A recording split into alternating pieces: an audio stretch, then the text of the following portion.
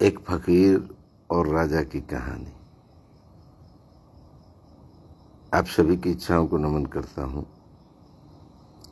एक गांव के बाहर एक फकीर एक नीम के पेड़ के नीचे, सर्द रात थी, बहुत ज्यादा सर्दी थी, नंग धड़ंग बैठा था, लंगोट में ठिठुर रहा था। वहां का राजा एक रात घूमने के लिए निकला। उसने देखा कि एक फकीर नीम के पेड़ के नीचे नंगा बैठा है और ठिठुर रहा है। बहुत सर्द रात थी। राजा को श्रद्धा जगी कि कितना तपस्वी महात्मा है, कैसा ठंड में बगैर कपड़े के एक पेड़ के नीचे बैठा है। बहुत ज्यादा दया श्रद्धा जगी राजा को। राजा ने सोचा कि एक बार इनको टोक करके देखूं राजमहल के लिए। तो राजा का घोड़ा पे था, घोड़ा खड़ा किया, नीचे उतरा, महात्मा को फकीर को प्रणाम किया और रिक्वेस्ट की कि महाराज, आपका स्थान यहाँ नहीं है, महलों में है, आप मेरे साथ महल में चलें। बस इतना कहना था।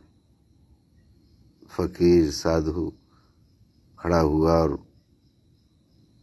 घोड़े पर जाकर के बैठ गया कि चलो। अब राजा सोचने लगा, ये कैसा साधु है, ये कैसा संत है, ये तो तुरंत तैयार हो गया राजमहल चलने के लिए। वह सोच ही रहा था, संत ने कहा कि खड़े क्यों हो राजन, चलो। राजा पैदल पैदल उस घोड़े को पकड़ करके चलने लगा और वो फकीर उस घोड़े पर बैठा था। अब राजा के मन में उसके लिए श्रद्धा खत्म हो चुकी थी, क्योंकि श्रद्धा का ऐसा लेवल हम लोगों ने बना रखा है कि जो महात्मा भूखा मरे उसको हम पूजने लगते हैं, जो नंग धड़ंग चले उसको हम पूजने लगते हैं, जो धन दौलत को लात मारे उसको हम पूजने लगते हैं, जो कष्ट की जिंदगी जिए उसे हम पूजते हैं। हम सब पैरों से चलते हैं, अगर वो हाथों पे खड़ा होकर चलने लगे तो हम उसे पूजते हैं। हम सब अपने बाल बच्चों बीवी के साथ रहते हैं, लेकिन जो ब्रह्मचारी हो, जो त्याग दे, जो शादी ना कराए, हम उसे पूजते हैं, श्रद्धा जगती है। ये कुछ अजीब सी बात नहीं है। जो आदमी सबको त्याग करके अपना जीवन जी रहा है वो तपस्वी थोड़ी है। तपस्या तो आप सब कर रहे हैं। तपस्या तो गृहस्थ चलाने में है, तपस्या तो मेहनत करने में है। जो जाकर के एक पेड़ के नीचे बैठ जाए, वो पता नहीं क्या क्या इच्छाएं उसके अंदर पलती हों, लेकिन बाहर से वो दिखता है। जिसमें क्षमता ना हो अपनी इच्छा पूर्ति करने की, वही तो काम से भागता है, वही तो उल्टी सीधी हरकत करता है। लेकिन हमें श्रद्धा उसी में जगती है जो यह दिखाता है कि मैं देखो पैसे से प्यार नहीं करता, देखो मैं स्त्री से प्यार नहीं करता, देखो मैं तुम्हारे जैसी जिंदगी नहीं जीता। तो क्या पैमाना है आपकी नजरों में साधु संतों का, ये तो आप ही समझ सकते हैं।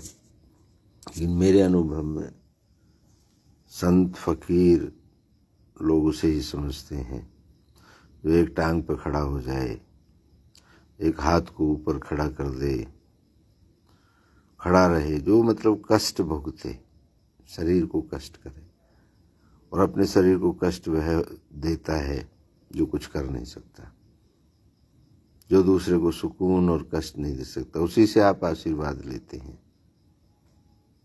जो आदमी आपको अजीबोगरीब दिखता है, तो खैर राजा मन ही मन सोच रहा था कि ये कैसा फकीर है, ये कैसा संत है जिसने एक बार भी ये नहीं बोला कि नहीं मैं तो यहीं रहूँगा। चलता रहा, राजमहल में पहुँच गया। जो खाने को देते थे बढ़िया बढ़िया सबको खाता था, जो सोने को देते थे मखमली बिस्तरों पे खूब सोता था, और सारा दिन सोता रहता था, खाता रहता था। काम तो कोई था नहीं, राजा करवा नहीं सकता, लेकिन श्रद्धा खत्म हो गई थी उसी वक्त। चलता रहा सिलसिला, 6 महीने बाद राजा से नहीं रोका गया। तो राजा ने कहा महाराज एक बात पूछना चाहता हूँ। उसने कहा पूछिए। उसने कहा आप कैसे संत हैं? आपने एक बार भी, जब मैंने आपको यहाँ आने के लिए निमंत्रण दिया तो आपने एक बार भी मना नहीं किया।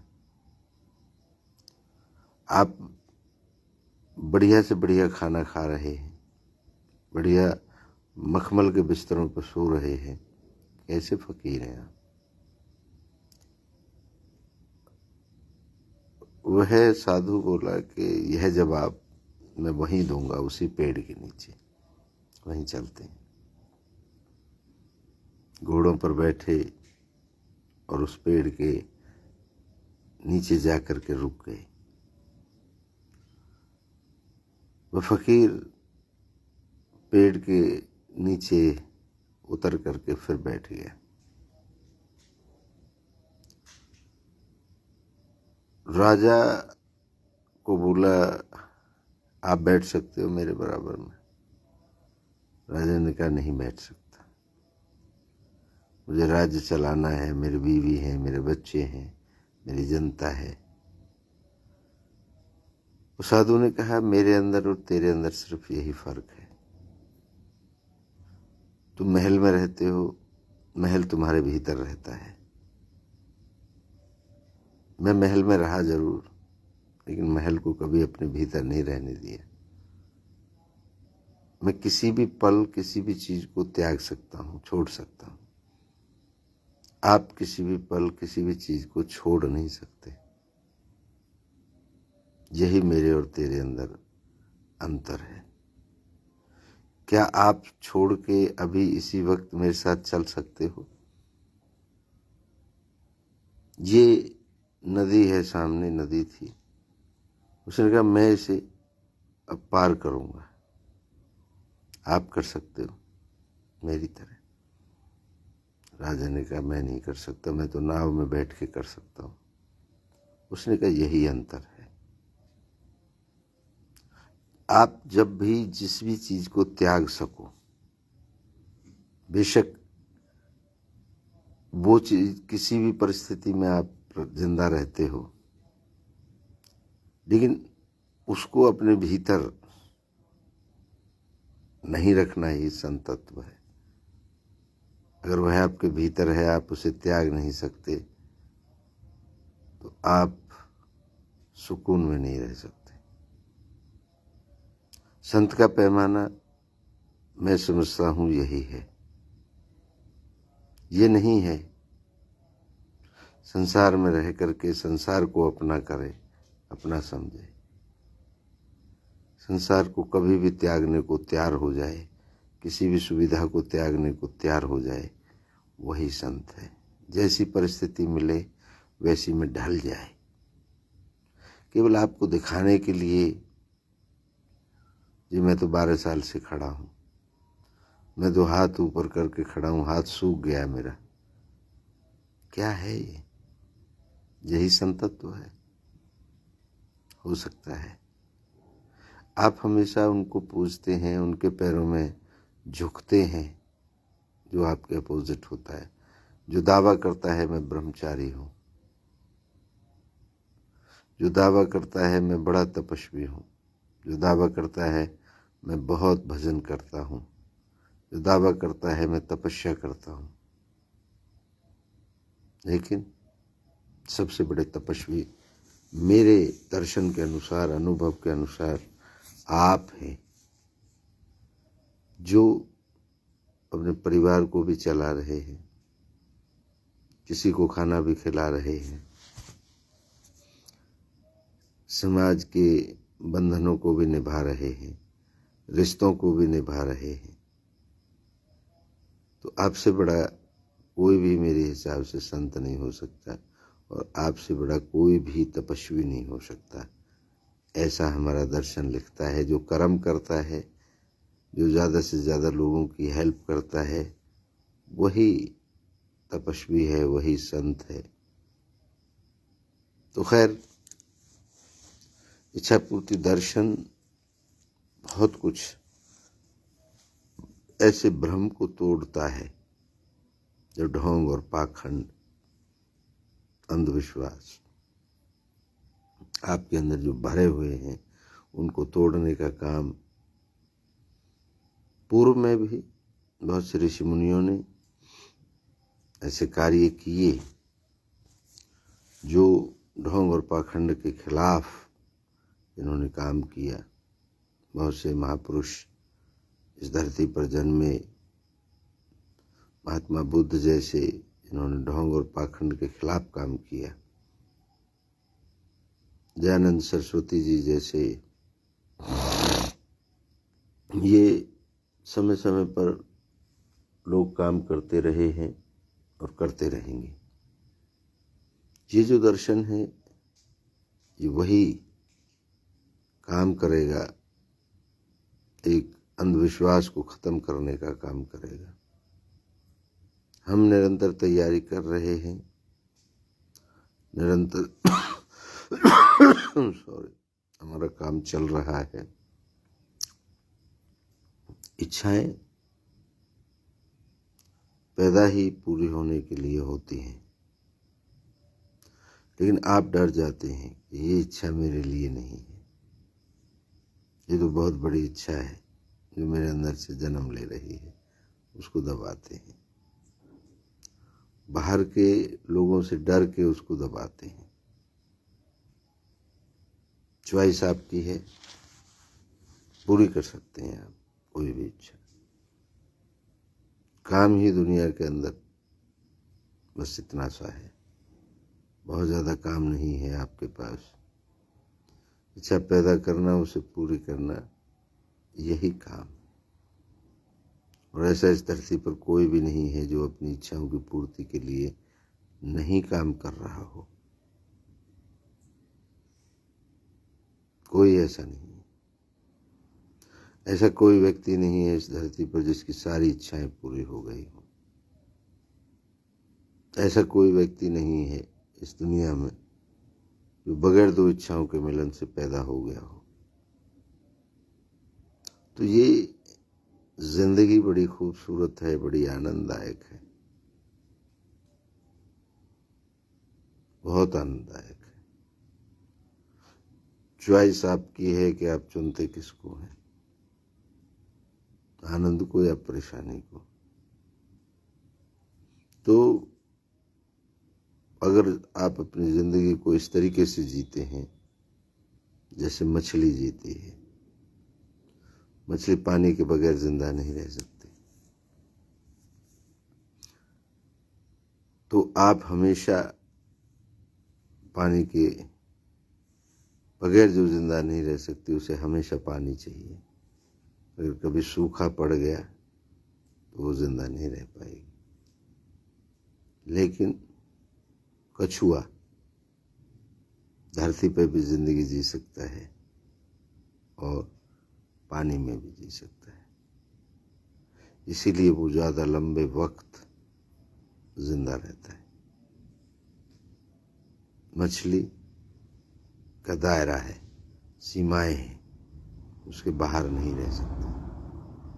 तो मेरे हिसाब से जो व्यक्ति कछुए की तरह जिंदगी जीता है वही संत है, और जो व्यक्ति मछली की तरह जिंदगी जीता है वही असंत है।